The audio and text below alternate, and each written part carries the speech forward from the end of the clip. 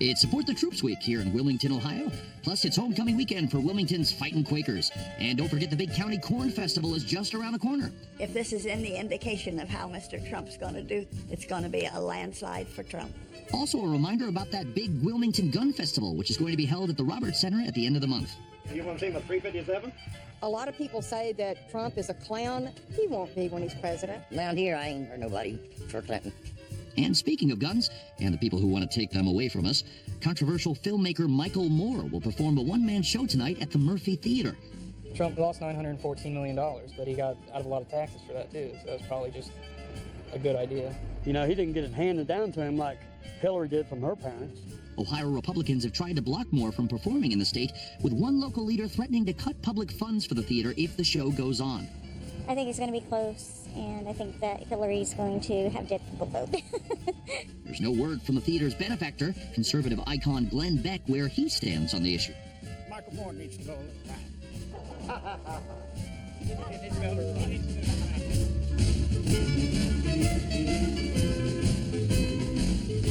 We put the word out. We wanted all types of people to come here tonight. We have anybody here who's thinking about voting for Donald Trump? Good, thank you, welcome. And how many people here are voting for Hillary? Wow. So we've got a good mix here tonight. Trump voters, we've got Hillary voters, we've got people who aren't sure who they're going to vote for, we've got people who aren't going to vote at all. How about third-party people? Anybody voting for a third-party candidate?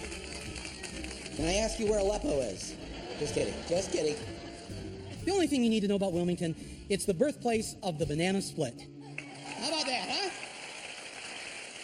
Hold the nuts.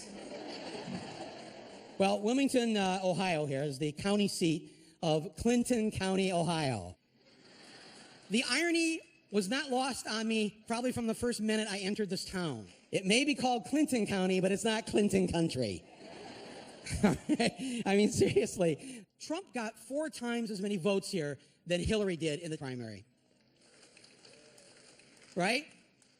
I mean, I think in part it's because the people who are more conservative, Republicans, Trump voters, whatever, it's something I actually admire about conservatives. You have the courage of your convictions. You are relentless. You're like, this is the way I believe, damn it, that's it. And we're like, well, I don't know, I could think about it a little bit and maybe... You know, these Trump voters, my friends, are going to be up 5 in the morning on Election Day. They're up at 5 in the morning a lot. The only time we see 5 in the morning is when we've been up partying all night. That's 5 in the morning, yeah, right. Come on, everybody in here's got a conservative in the family, right? Many of you brought that person with you here tonight. A brother, a father, an uncle, a brother-in-law, a sister. Not a sister, I know. I just threw that in there. And they are the organized one in the family. They never lose their car keys. The conservative, they got little hooks right at the back door with a label on each hook. That's my Beamer key. That's my F-150 key. That's the key for the car Matthew McConaughey drives. Our side, we're like, this is how we sound. This is how we sound. So, where do you want to go eat tonight? I don't care. Where do you want to go? I don't know. Wherever you want to go. No. You pick last time. No, seriously, wherever you want. This is right. This is like the conservative. They're like, get in the car. We're going to Outback. Get in there. Decisive, organized, disciplined. You've got to admire that about them. No, but all kidding aside, as it says out on the marquee, Trump voters welcome here tonight. And I really wanted to invite people who are thinking of voting for Donald Trump, might be leaning toward Trump. So I just want to, so as a gesture of goodwill to those of you who are thinking of voting for Donald Trump, tonight, I've done something to make you comfortable in here amongst these liberals and Bernie voters and third-party people and undecideds and whatever. And on the way in, you might have noticed the ushers asked Mexicans and Mexican Americans who were coming in if they would sit in a special Mexican section. We've segregated them out for you. Oh, there you are, over there. We gave them their own little, what? She said she's from Guatemala. Close enough. Close. It's just so the Trump people wouldn't be nervous. We made it Mexican or Mexican looking. All right? And during the show tonight, our production assistants will be building a symbolic wall around them in the balcony. Don't worry, you'll be able to get out. You will have to pay to get out of the wall. at the end of the show. And as an added gesture, we have placed any person that was Muslim or Muslim looking in their own section here in the back. Are the Muslims up there? Here we go, Muslims. There they are, Muslim Americans, right? Let's hear it for them. They're Americans. But just so that the Trump people aren't too nervous about you being in here, we are going to fly a drone above them right within the theater here. There's no weapons on the drone. We're nonviolent, just cameras. So we'll be able to know, just check in on you to see how you're doing and what you're up to. Now, see, I see the shoulders of the Trump guy back there. He's already relaxed. So, see, we've got it covered for you. That's what I was willing to do so that you would come here tonight. I'll tell you one thing, if this eases your mind at all. I have never voted for Hillary Clinton. I voted for Obama in the primary in 2008, and I voted for Bernie in the primary this year. Actually, I never voted for Bill. Back then, I think I voted for Nader in 96, and 92 was probably a third-party thing because Clinton was he was a very conservative Democrat. So I've never really voted for Hillary. I am not a Hillary voter. Yeah, thank you, and thank you. You can applaud that. We're all Americans, right? Let's just start there, regardless who we're voting for, right? We're all in the same boat, and we're going to sink or swim together. And I'd rather we swim, because I believe we have more things in common than not. We believe in the same things. First of all, we want the best schools for our kids, right? Trump voters, right? Right? You want the best schools for your kids. That's not, I know there's a rule, don't agree with Michael Moore on anything, but I'm trying to come out and meet you halfway. And the things we don't agree on, all right, you love your guns. I don't want a gun, I don't get a gun. I won't get one. You don't believe in abortion. Okay, sir, do not have an abortion. If you are against it, don't get one. Who doesn't like the Supreme Court's decision on gay marriage in here? You don't support it, right? Anybody else back there? Sir? Okay, sir, then don't get gay married. Right? It's like if two gay people want to get married, let them be married. You don't want to be gay, and trust me, you won't like it. All right? It won't feel good. It won't look good. I'm convinced it will end up in gay divorce, which isn't even legal yet. They only legalized gay marriage. They forgot to legalize gay divorce. I don't even know what that looks like. So I met one of the 5 Democrats in town, and he comes up to me yesterday and he goes, Mike, we got to do something about the millennials. They're not going to vote. They're not voting. What are we going to do about the millennials? And I said, well, nothing. We already did something. We raised them. Well, that was a lot. We raised this generation. My generation did, right? We raised you, those of you who are millennials in here. You turned out, I think, pretty good. I think your generation is, yes. You're smart. You come over and change the ink cartridges for us in our printers. When we can't get our device to work, we call you up and you explain to us how to turn it off, then turn it back on. And it magically works again every time. And you're not haters. This is a generation of non-haters. Have you noticed that? I mean, really, the majority of 18 to 35-year-olds are, they don't hate people because of their skin color or because they're in love with someone of their same gender. I don't see it, and it makes me feel really good that we did something right. So I said to this guy, I said, really, I don't think it's on us to do something about them because they didn't create climate change. They didn't send the troops to Iraq. Millennials didn't cause the Wall Street collapse. Why is it on them to fix our shitty situation that we've handed them? I mean, seriously. I mean, there's something about when you're that age and you're rebellious, and I want you to be that way. I don't want you compromising. You've got plenty of time in the real world to compromise. The rest of your life, you'll have plenty of time to compromise and be in some shitty job that you can't stand, to be in some loveless marriage. Why be that way at 19? Just don't compromise. But also understand, too, that sometimes we have to take some medicine to get better. And taking medicine isn't really a compromise. It's a smart thing to do. So you'll know what to do. It's not the kids I'm worried about. The kids are all right. It's the angry white guy. His days are numbered. Total number of white guys over the age of 35 now in the United States, 19%. That's all we are, guys. Now, hey, what? They're cheering our demise, our extinction. That's what's going on here. You know that, right? We know it. We guys know it. We know it's over for us. We had a good run, 10,000 years. Wasn't bad, right, guys? Right? It was. And now here we are in the 21st century. For the first time ever, there are now more single women than married women. You aware of this? Yeah. Yes. See here, see that, guys? Yeah, because they don't need us.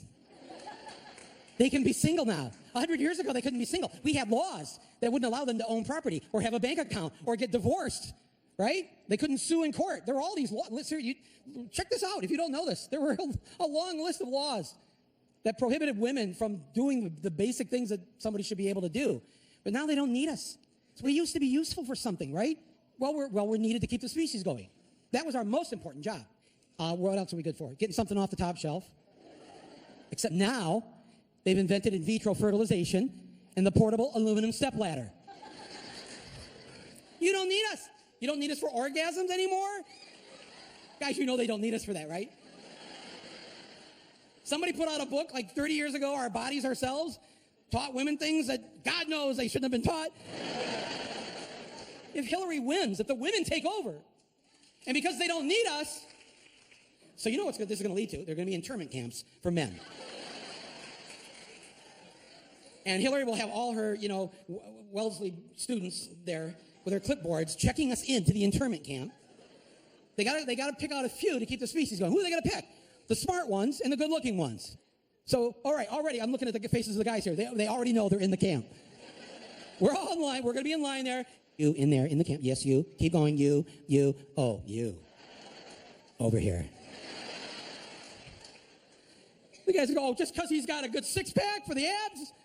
I was going to start going to the gym last month. Well, you should have fucking gone, because now you're going to the camp.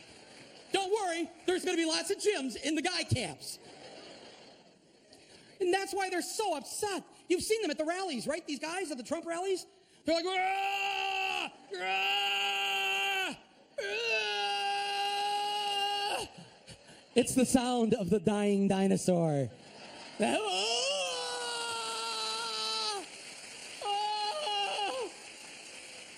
The signs are everywhere to them. The women are taking over. There's now more women that go to college than men. There's more women in law school than men. Whoa, no! I predict anthropologists, they will note the moment it happened when it was clear the men were on the way out and the women were on their way in, and it was the Super Bowl this past year. It's the halftime show. Coldplay is playing one of their nice songs. Ooh, I love you, I love you. And then Bruno Mars came on, and then that sort of confused a lot of guys watching the halftime show. Ooh, what is this? And then all of a sudden, right in the middle of Bruno's song, out comes Beyonce and 500 women in these uniforms with their fists clenched and raised and their shit-kicking boots on, taking the field. No, I was like, oh my, wait, that's our game. What's she doing here? That's where we're ending up. And guys know it, and that's why they're at the Trump rallies. That's why you hear that sound. Whoa! Donald, save us! The women are coming. The women are, Hillary is Genghis Khan. It's all over. It doesn't feel good. 8 years of a black president. Okay, we got through that. Now it's going to be 8 years of a woman president. Oh, no, because you know what happens after that? It's going to be 8 years of the gays. We'll have a gay president. No. And you know what comes after that? The transgenders. 8 years of a transgender in the White House. You're not going to know which bathroom to use. What's left after that? After they've taken everything from us white straight guys. Oh, the animal rights people. PETA will take over the White House. A fucking hamster is going to be running this country. A little hamster in the Oval Office on a wheel. Say to the next congressman.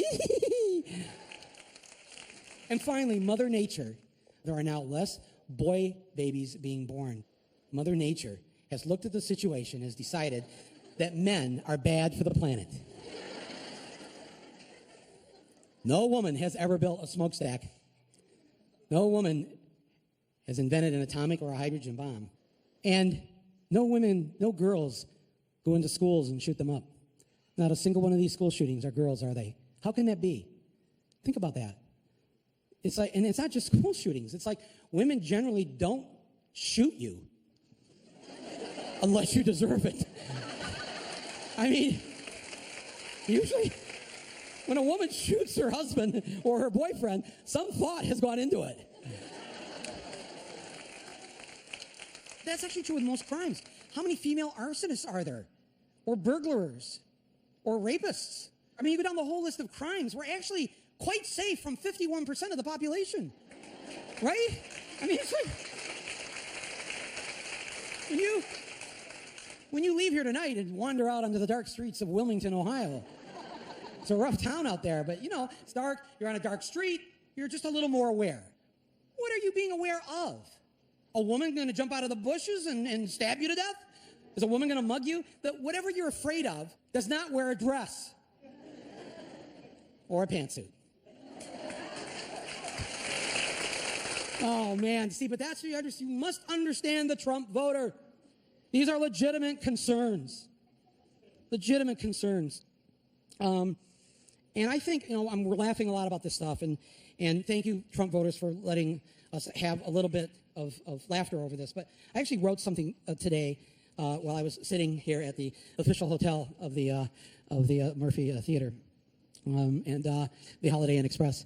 And can I read this to you? Do you mind if I I just wrote this. I want to read it to you.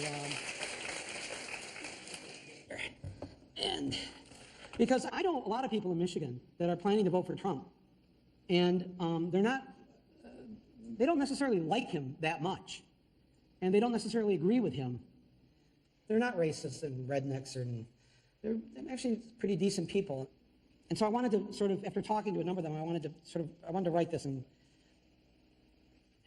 Donald Trump came to the Detroit Economic Club and stood there in front of the Ford Motor executives and said, if you close these factories, as you're planning to do in Detroit, and build them in Mexico, I'm going to put a 35% tariff on those cars when you send them back, and nobody's going to buy them. It was an amazing thing to see. No politician, Republican or Democrat, had ever said anything like that to these executives. And it was music to the ears of people in Michigan and Ohio and Pennsylvania and Wisconsin, the Brexit states. You live here in Ohio, you know what I'm talking about. Whether Trump means it or not is kind of irrelevant, because he's saying the things to people who are hurting. And it's why every beaten down, nameless, forgotten working stiff who used to be part of what was called the middle class loves Trump. He is the human Molotov cocktail that they've been waiting for. The human hand grenade that they can legally throw into the system that stole their lives from them. And on November 8th, Election Day, although they've lost their jobs, although they've been foreclosed on by the bank, next came the divorce, and now the wife and kids are gone, the car's been repoed, they haven't had a real vacation in years, they're stuck with a shitty Obamacare bronze plan where you can't even get a fucking Percocet. They've essentially lost everything they had, except one thing. The one thing that doesn't cost them a cent and is guaranteed to them by the American Constitution, the right to vote. They might be penniless, they might be homeless, they might be fucked over and fucked up. It doesn't matter, because it's equalized on that day. A millionaire has the same number of votes as the person without a job. One. And there's more of the former middle class than there are in the millionaire class.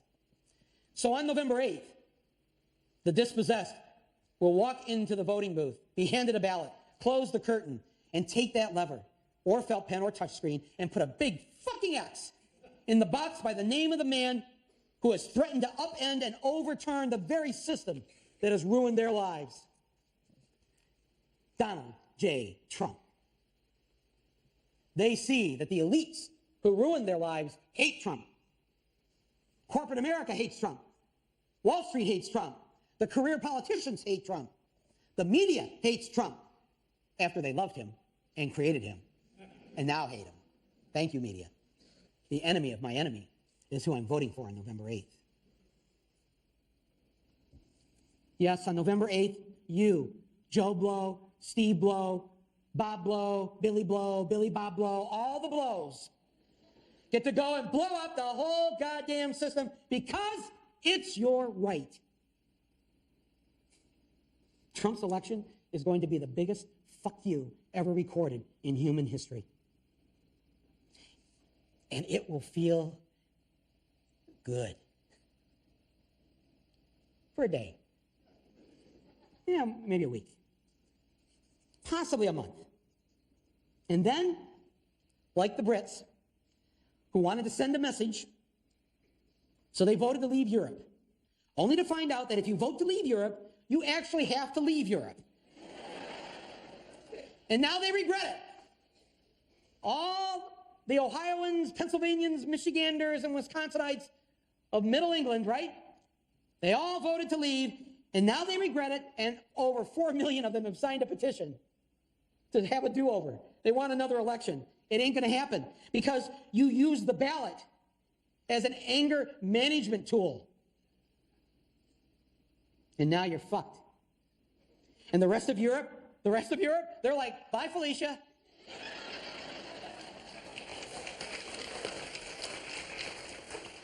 So when the rightfully angry people of Ohio and Michigan and Pennsylvania and Wisconsin find out after a few months in office that President Trump wasn't going to do a damn thing for them, it'll be too late to do anything about it.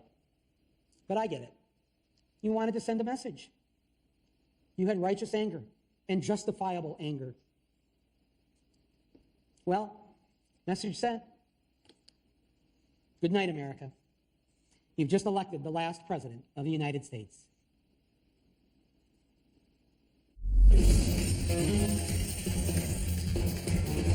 Good evening. Terry Hardesty reporting from our nation's capital. Donald J. Trump was sworn in today as the 45th president of the United States. I, Donald J. Trump. As some had predicted, the shit show started within minutes. Before the parade, President Trump ordered an aerial bombardment of all Mexican border towns. The instatement of stop and frisk checkpoints at all U.S. inner cities, and the deportation of Rosie O'Donnell to American Samoa. To which Trump replied, hey, it's not really a deportation. We own the damn fat farm, for Christ's sakes. The inaugural parade finally got underway, but only after President Trump insisted on flying over the parade route in his Trump helicopter, once he learned that he was expected to get out of his limo and walk to the White House. Upon arriving, the president walked inside the 200-year-old structure, took a brief look around, and we have this exclusively a recording made by a White House maid on her cell phone. What a jump. Look, I'm not staying here, okay? Where's the penthouse? That's more appropriate. Dad, there is the second floor. I got news for you. That's not a penthouse. You kids, you know what? You're going to live here with Pence. Hey, Pence, you move in here with Don Jr., Eric, and Ivanka and run the show for me. It's going to be fantastic. I'm going to be down at the Mar-a-Lago whenever you need me. Just call me. I'll pick up your call. In other news, by day's end, 20 million Americans who say they voted for Trump had signed an online petition asking for a do-over election. Finally, this will be our last broadcast, as the new Trump channel run by Roger Ailes and Breitbart News will be taking over this network and featuring all reality, all day, every day. Trump himself will be hosting the Real World 1600 Pennsylvania Avenue. And You're Fired, America, a nightly show where your job may be next. I'm Terry Hardesty, signing off. Good luck, America.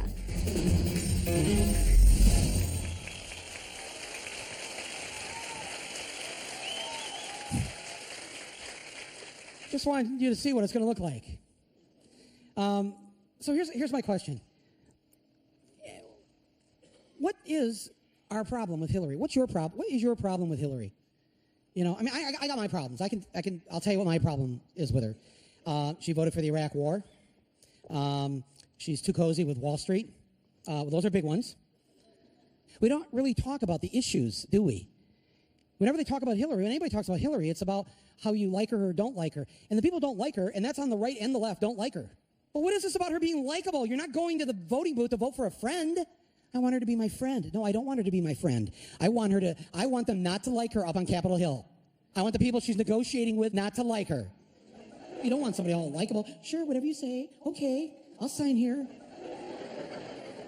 What else? What are the other knocks on Hillary? Not trustworthy, right? We hear that a lot. She's not trustworthy. How did she prove her distrustworthiness to you? Did she promise to water the plants for you while you were gone and then didn't?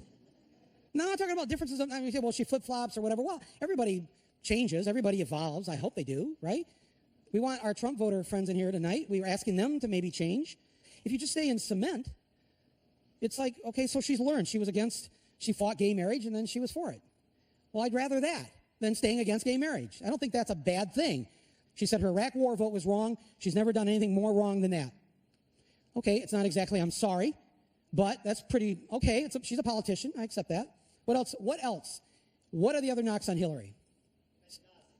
Benghazi. Okay, Benghazi, yes. She got up in the middle of the night and personally planned with ISIS, which she and Obama created, according to Trump. They invented ISIS. And they planned this attack to kill our people there at the consulate in Benghazi. Oh, she's been cleared of the charges 6 times. That's not enough. You have to be, if you're Hillary Clinton, you have to be cleared 8 times. Oh, the Clinton Foundation. Well, thank God there's a Clinton Foundation. Look at all the good they've done. You know? I mean, and if what they say is true, and so they get to have a meeting with Hillary, and what's their meeting? She's still Hillary Clinton. It's not like they get to go in there and say, I need you to bomb Yemen. Okay, how much did you give the Clinton Foundation? I gave the Clinton Foundation $50 million. Call in the airstrikes. That's not what's going on. Generally, what the Obama administration State Department has done, not everything, has been good for the world. The world likes us a little bit better than when George W. Bush was in the White House, right? So, but what else? Remember, I'm not a Hillary voter, so what else? What else? Huh? You forgot to tell us she was sick. Yes, that one. She wouldn't tell us she had pneumonia. And I want to say something about that. I just feel bad that she didn't tell the truth about her pneumonia. And what I feel bad about is not her being a liar, but that she has got to a point in her life where she can't even trust us. She just said, I've got pneumonia and I got to take the weekend off. What would the response have been? It would have been, it takes a village, right?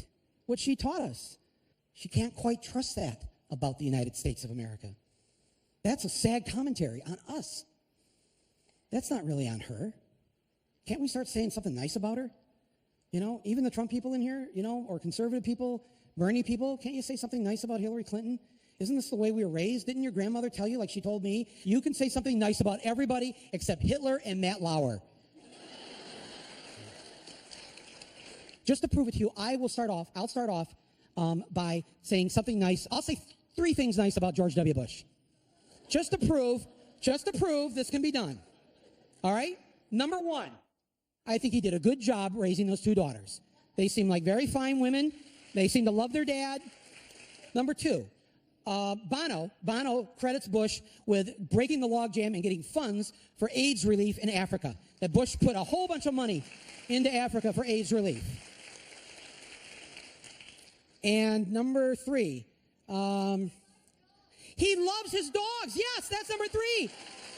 He loved Bernie. Bernie loved him. He was so good with those dogs. Okay, there's 3 nice things about Bush. I've said them. So to say something nice about Hillary, we're going to start with a man. I filmed this 17 years ago. I have a show called The Awful Truth on the Bravo Network. And thank you. It was during the Lewinsky scandal and Clinton was being impeached. There was a lot of speculation that she might leave him.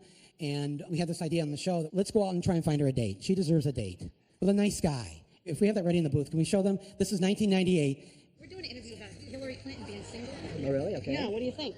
Well, I think that Hillary Clinton's a hell of a good woman.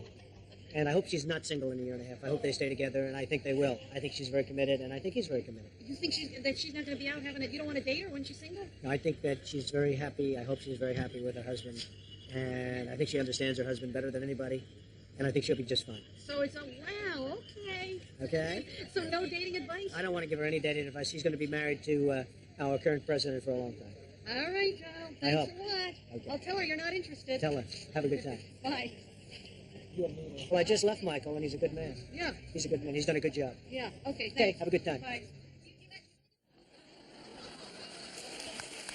See? See, he said something nice about Hillary and me. Right? So if he can do it, you can do it. Anybody, just raise your hand. Yes, go ahead. She's overqualified. Is that a nice thing? Usually I used to be told that when I didn't get the job. Right down here in the center. Yes, sir. Super smart. She's super smart. Over here. Hillary actually knows where Aleppo is. Hillary knows where Aleppo is. There you go. Do we have anybody from the I don't like Hillary camp that can say something nice about her? Yes, sir, in the red. She's what? She stood by her man? Yeah. How about the Mexicans up there? Trabajó en el comité de Watergate para destituir a Nixon. True. That's very true. Let's check in with our Muslims. How are they doing up there? It's too loud. Okay, we'll have to get that fixed. So, anybody else? Come on, right down here in the front row. Yes. I think she's every single thing we say we want our daughters to be. She's smart, she works hard, she's independent, and she doesn't take any shit from anybody. Wow, that was beautifully put.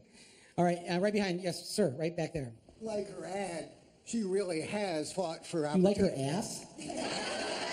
Ad commercial. Her ads. Oh, her ads. She really has fought for opportunity for kids for her entire life. Yes, that's very nice. All right, let me say something nice about Hillary. I'm glad she killed Vince Foster. That's another knock on her. She killed Vince Foster. White House deputy counsel. The Clintons have been in there for 6 months. All of a sudden, a Sunday morning, he's found dead in his car in a park on the Potomac River. Bullet hole in the head and a suicide note in his hand. And ever since then, how long, right, those of you who are a little older, right, how long have we had to listen to this? Since 1993, that Hillary killed Vince Foster? I hope she did. Because that's badass, man. How'd she do that? She must have jacked his car at like 8 in the morning on a Sunday before going to church. Shot him, written that suicide note, like a John Bonet type note, put that in his hand, went back to the White House for breakfast. Bill had no idea. Go on the internet tonight and type in Hillary and murderer into Google and see what comes up. Seriously, she has killed 46 people. 46 people with her own bare hands. Ladies and gentlemen, this is who I want for Commander-in-Chief. Somebody who's not afraid to kill somebody. We haven't had somebody in the Oval Office who has killed somebody since Ulysses S. Grant. ISIS is going to shit if she's president. And you know what the jihadist rule is? It's not martyrdom if you're killed by a woman. If a girl kills you, you don't go to paradise. You don't get the 72 virgins. It's like you're at a permanent high school cafeteria table all alone with the rest of the cafeteria mocking you because a girl killed you. Listen, you don't want the 70-year-old out-of-shape guy who's had nannies and servants his whole life. You want somebody who in the middle of the night, as Commander-in-Chief, will parachute in with Delta Force and slit the throats of 24 terrorists in their sleep. Yeah. I got a surprise for you tonight. Someone from the Trump campaign has leaked us a copy of their new ad. The diseases. She's had them all. Pneumonia, hypothyroidism, allergies, yeast infection, urinary tract discomfort, pregnancy, childbirth, time of month disorder, bleeding from wherever disease, and menopause. Do you want a commander-in-chief whose lady parts are out of control? Or do you want a fit, buff leader who will be the healthiest president ever? Ever! Even healthier than Teddy Roosevelt, and he was shot in the chest. Yes, there's only one candidate this year, healthy enough to spawn an entire new breed of humans. Vote Trump. He never gets sick. Where I could stand in the middle of Fifth Avenue and shoot somebody and I wouldn't lose any voters, okay? Now that's sick. I'm Donald Trump, and I so approve this message. Effective. I think he's going to do really well. I want to tell you a little story. When I wrote my first book in 1996, it was called Downsize This, and there was a chapter in there called My Forbidden Love for Hillary. And so you've probably seen these different photographs behind me on the stage here tonight. I was just really upset with the way she was being treated when she was First Lady. I mean, she was being knocked and criticized all the time. She was, being made fun of, how she looked, how she dressed, and also for being the co-president, right? Because remember when she said that she was being criticized during the campaign when Bill first ran, and she said, look, I'm not some little lady going to be in the kitchen baking cookies and hosting teas. Attacks on her started then, and she was the butt of jokes of late night comedians. I remember there was one joke was, hey, have you heard about the new Hillary combo at KFC? It's got 2 large thighs, 2 small breasts, and 2 left wings. And then I thought about it for a minute. I thought, well, it sounds pretty good to me. No, but I thought she was beautiful. I thought she was smart. I thought she was a nice person. I didn't understand what this was. And so I wrote this chapter called My Forbidden Love for Hillary. And I got invited to a White House dinner. And to give you some context for this, the dinner took place the night before Clinton's impeachment. Okay? So what a night to be there, right? He didn't look good. Do we have the picture of me at the White House? Look, there I am. There I am.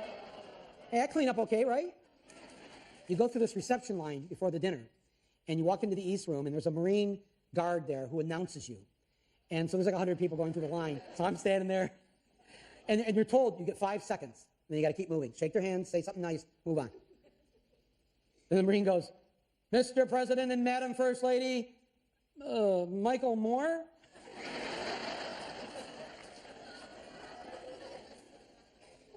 So I walked in there, and Bill grabs my hand, and he goes, oh, Mike Moore, I love you. I'm your #1 fan. I love your show, TV Nation. I remember that one episode you did where you went to Idaho, and you went to that Klan rally. Oh, that was just, and I'm thinking, what? Like, these Clintons are good, man. There's 100 people here. He's got a story for every one of them. He's referencing an obscure episode on a Friday night show on NBC of mine. And he's like, and he's accurately describing the episode. And I'm thinking, man, I love Roger and me. I'm your #1 fan. And at that moment, Hillary grabs my hand, takes it out of his hand, and says to him, no, you're not. I'm his #1 fan. And then she's...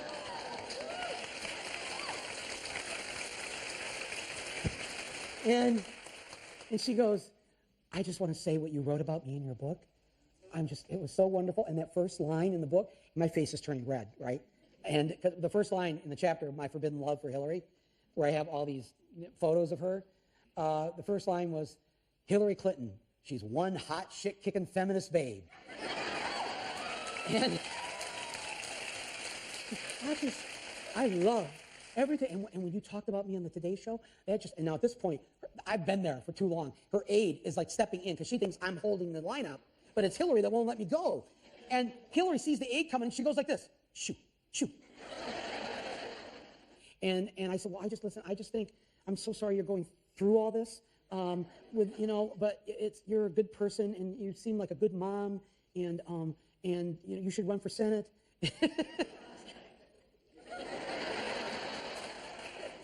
And now I went through all the files trying to find this picture of her holding my hand, but there was a picture that was snapped just as I walked away. Okay, check this. All right, look at this.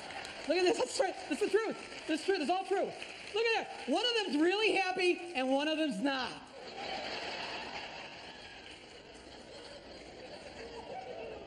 And that's when she took me up to the Lincoln bedroom.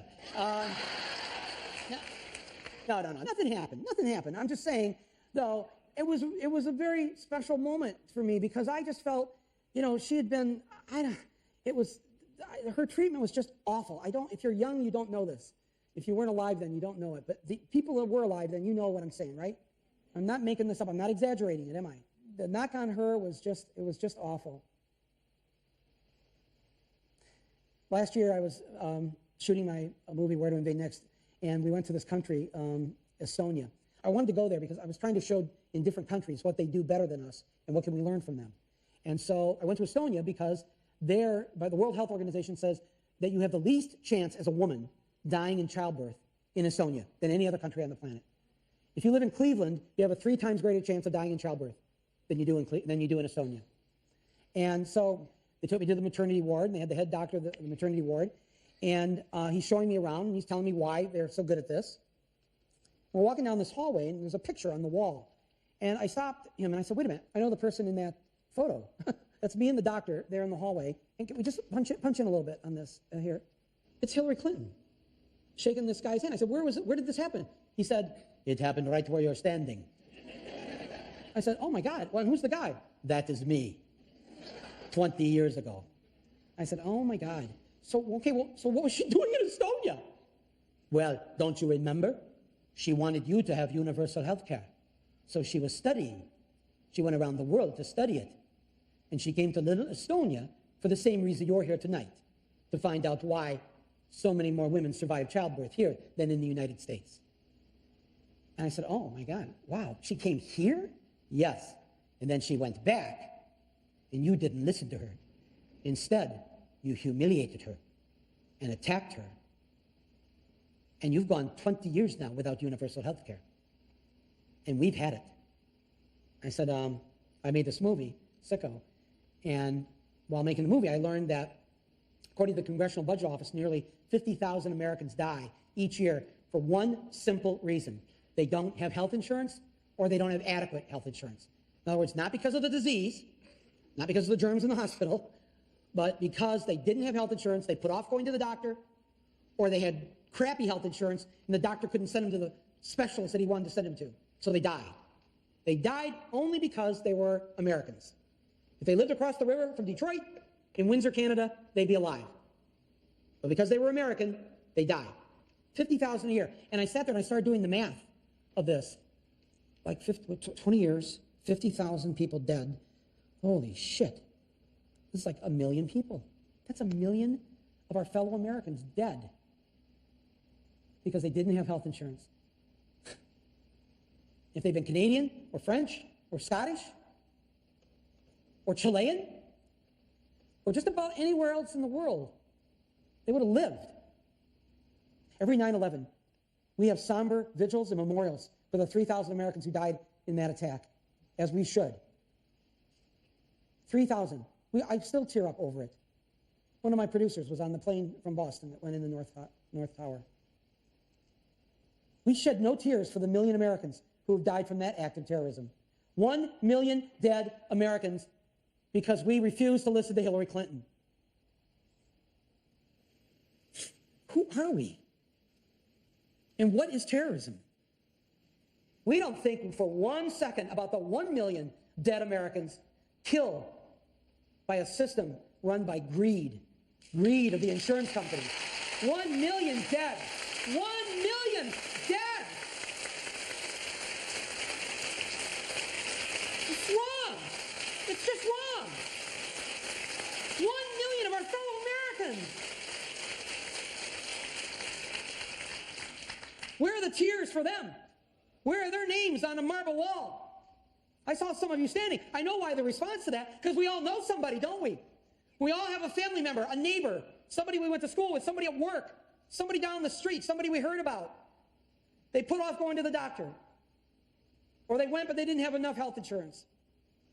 And even with Obamacare, we still have almost 30 million with no health insurance. These are our fellow Americans. And yet Hillary was attacked. She was humiliated. You remember this when this happened? There were people in Congress were like, get rid of her. She's not the president. Nobody elected you. And it went down to defeat.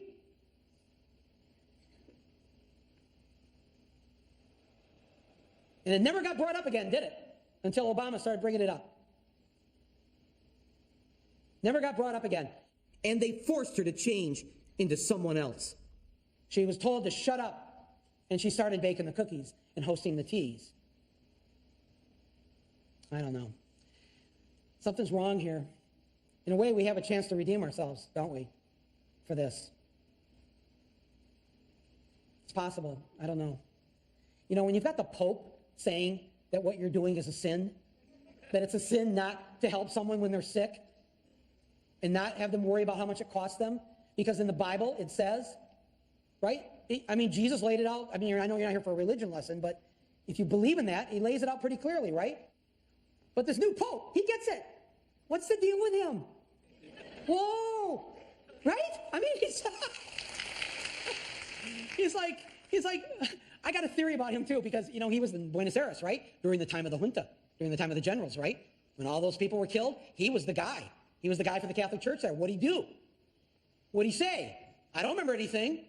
I remember on the day he was elected Pope, I remember thinking, oh, this is not good. And then within a month, he's like, okay, atheists go to heaven. Atheists go to heaven?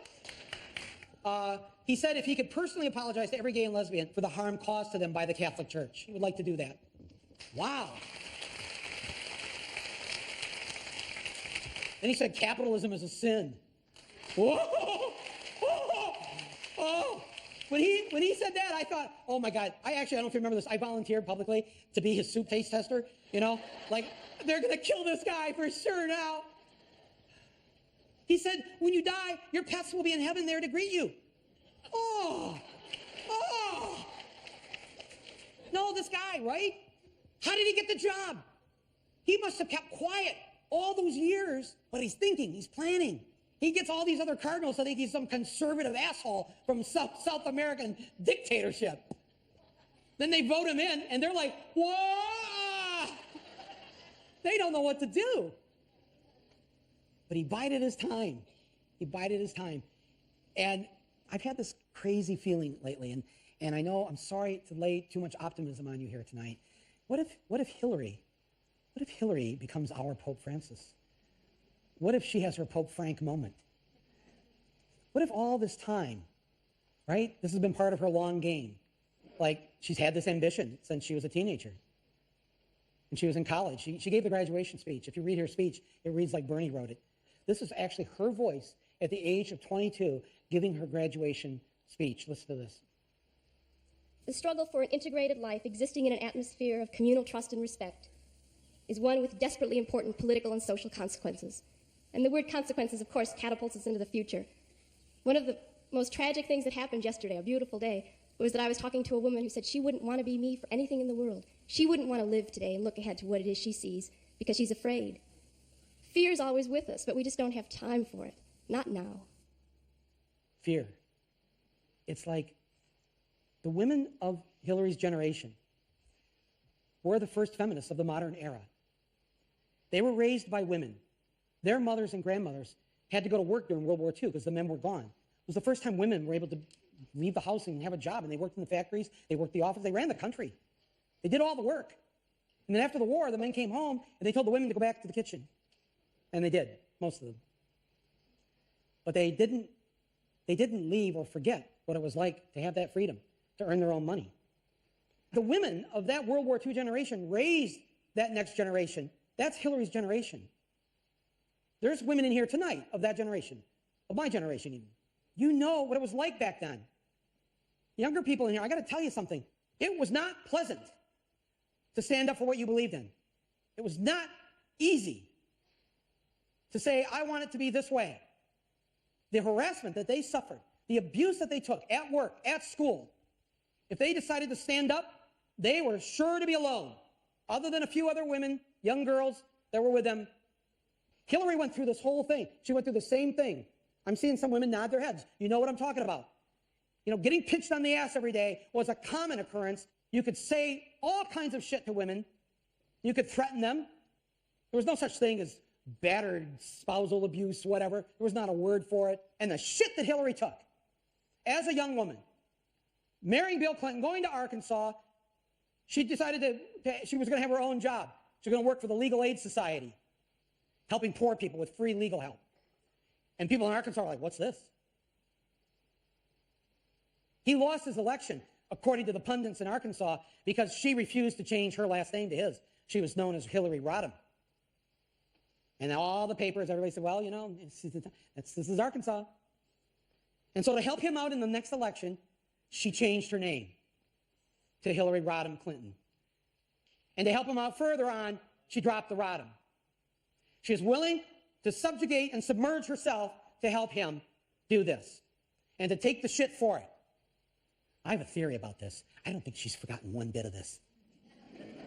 I don't think she's forgotten one single inch of this abuse from the time she was in high school all the way up until 10 o'clock this morning. I think it's all there. And I think that she's been biding her time. My hope, my optimism for this, Hillary, if you're watching this right now, I have a feeling somebody's going to slip you a tape of this. I just want to tell you something. I know you've been waiting and waiting and waiting and waiting, but you're not alone. A whole bunch of the rest of us have been waiting for that glorious moment when the other gender, the majority gender, has a chance to run this world, to have real power and kick some righteous ass. And we are counting on you to do this. Right?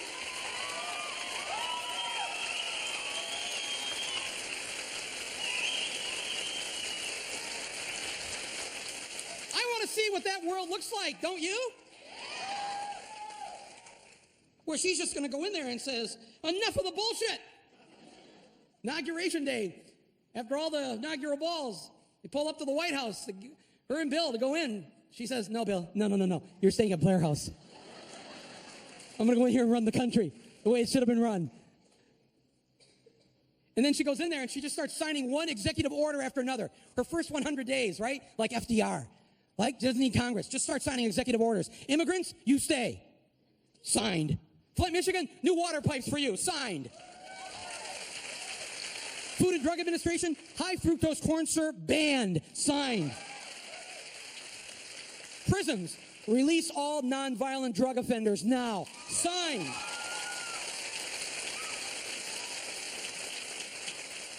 Justice Department, prosecute all police who kill unarmed black men now. Signed. Well, that's my hope. And after that, after she signs these executive orders, then she puts on those shit-kicking boots that Beyonce wore on the football field.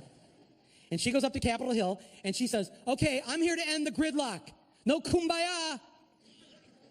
Who's up for it? Because the average American believes in fairness. They believe women should be paid the same as men. They want to drink clean water. They want to breathe clean air. The majority of Americans do believe in climate change. And if these guys aren't going to do their job, she'll make them do the job. And she can be our Pope Francis. Maybe. Right?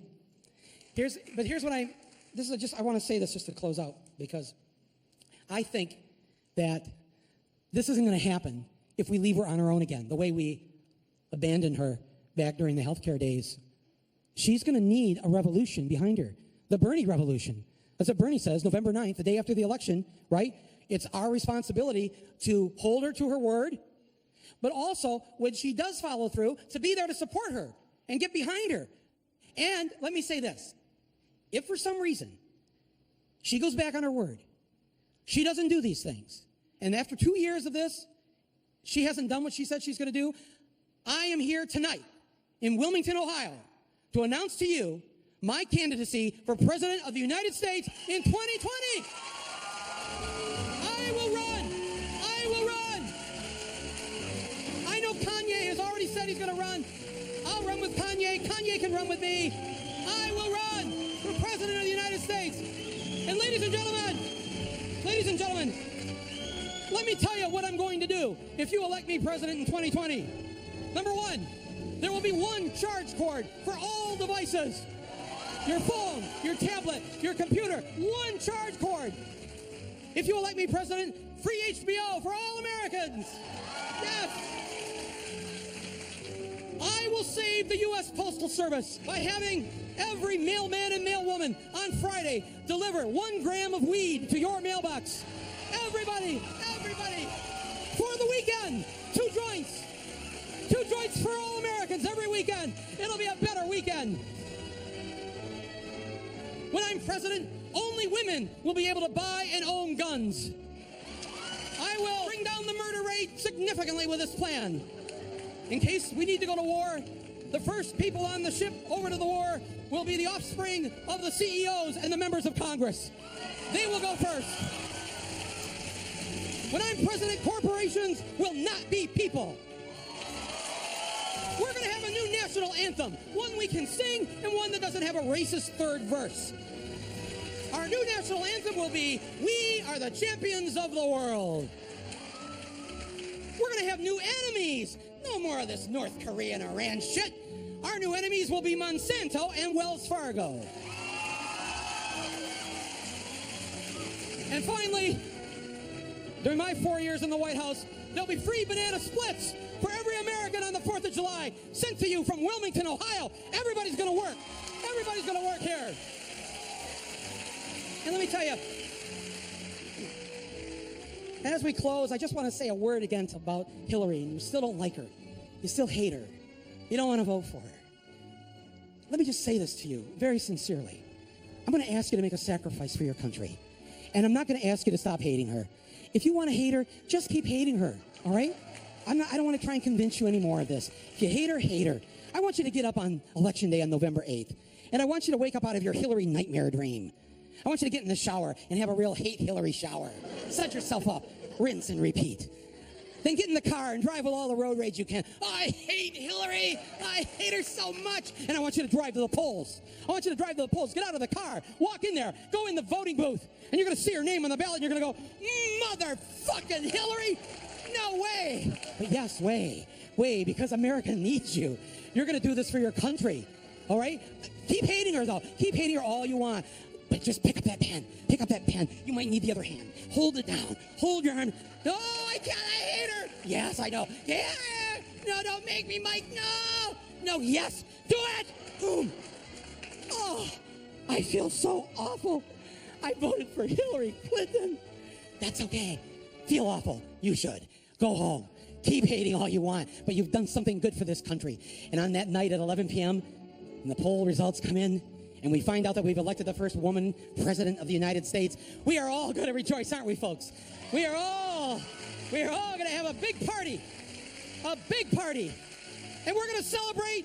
We're going to go and dig up Vince Foster and kill him again. Thank you, everybody. Good night. Thank you. Go vote. Go vote. Ohio. TrumpLand. Thank you, everyone.